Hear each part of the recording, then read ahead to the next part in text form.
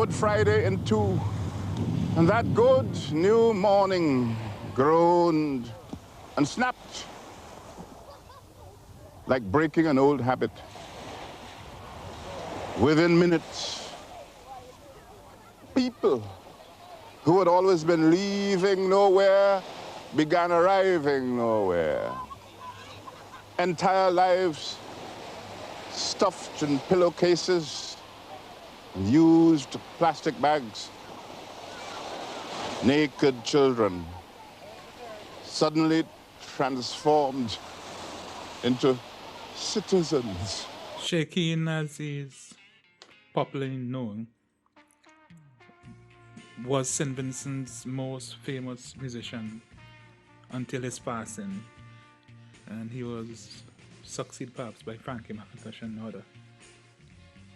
Sheikh had his early education at the Methodist School, where he began writing poetry and playing music, most famously the trumpet and later on the flugelhorn. From the Methodist School he went to the grammar school, where he had told that G.C.H. Thomas, the author of Roland Hyrule, who became famous for that, encouraged him to become more entrenched.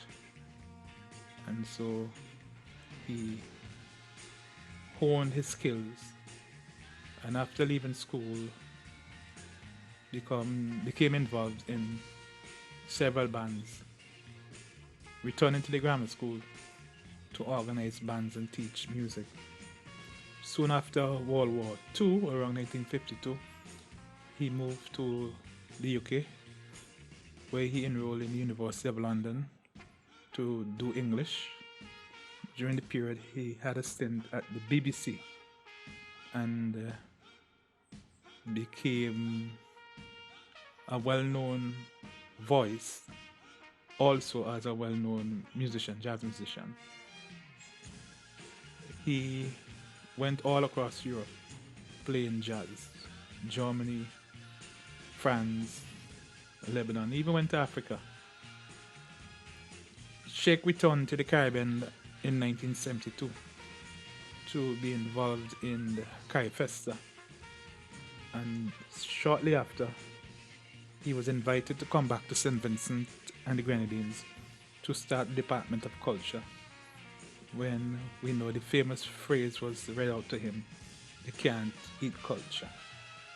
Shortly after the culture ministry was closed, culture department was closed, and Sheikh left, returned somewhere after teaching here and there at the Bishop's College, Georgetown, and at the Intermediate High School in Kingstown, being involved in carnival and so on. He left, went back to New York.